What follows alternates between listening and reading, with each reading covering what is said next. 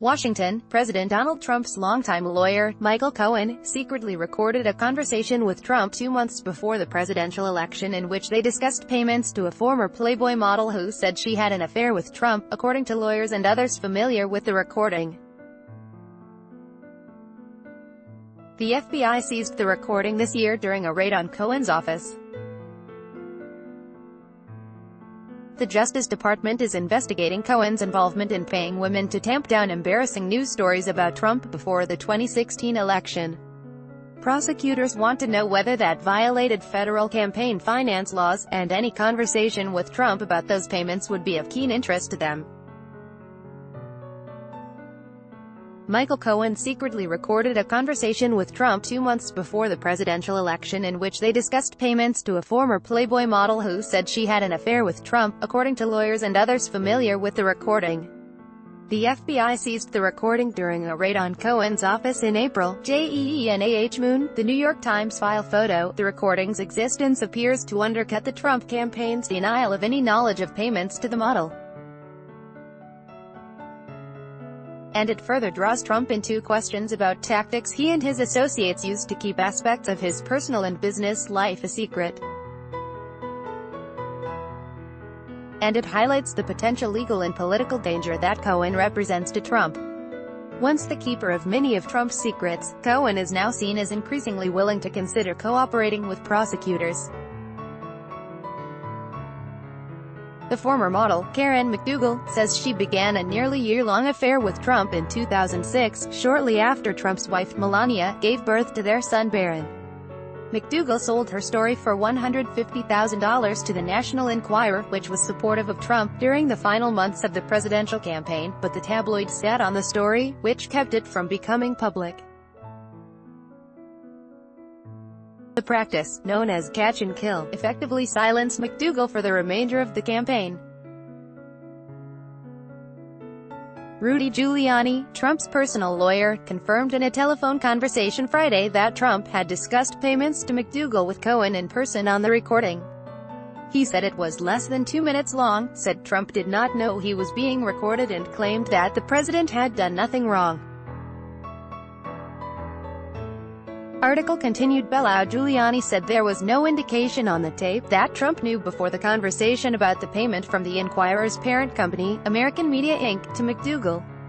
Read more. Charges dropped against Stormy Daniels after arrest at Ohio strip club. Stormy Daniels alleges her former lawyer colluded with Michael Cohen. Trump lawyer Michael Cohen was being monitored via wiretap before FBI raid, report says. Nothing in that conversation suggests that he had any knowledge of it in advance, Giuliani said. Giuliani initially indicated the men discussed a payment from Trump to McDougal, separate from the Enquirer's payment, to buy her story. Later, he said that Trump and Cohen had actually discussed buying the rights to McDougal's story from the Enquirer, a move that would have effectively reimbursed the newspaper for its payments to her. Article continued below. That payment was never made, Giuliani said, adding that Trump had told Cohen that if he were to make a payment related to McDougal, to write a check rather than send cash, so it could be properly documented. Neither of Giuliani's descriptions of the conversations explains why, when the Wall Street Journal revealed the existence of the ME payment days before the election, Trump's campaign spokeswoman, Hope Hicks, said, "We have no knowledge of any of this." She said McDougal's claim of an affair was totally untrue. Cohen's lawyers discovered the recording as part of their review of the seized materials and shared it with Trump's lawyers, according to 3 people briefed on the matter. Cohen rejected repeated requests for comment. "We have nothing to say on this matter," Cohen's lawyer, Lanny J. Davis, said when asked about the tape. Trump ignored shouted questions about it from reporters on the South Lawn of the White House on Friday afternoon. David J. Pecker, the chairman of ME, is a friend of Trump's, and McDougal has accused Cohen of secretly taking part in the deal, an allegation that is now part of the FBI investigation. "It can't be more than a minute and a half," Giuliani said, referring to the length of the conversation.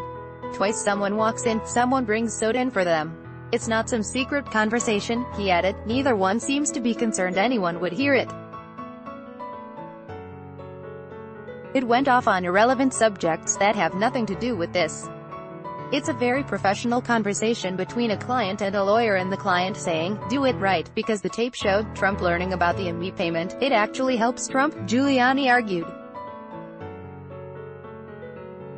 In the big scheme of things, it's powerful exculpatory evidence, he said. A person close to Cohen disputed that claim but would not elaborate.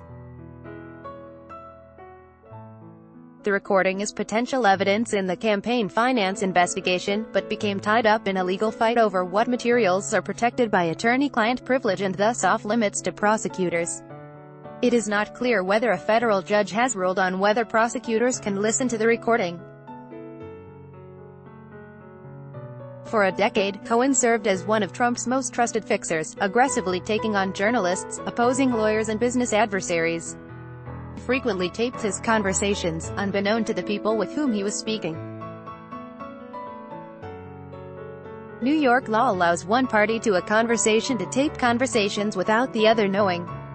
Cohen used to say he would take a bullet for Trump, but the relationship soured in the aftermath of the FBI raids in April.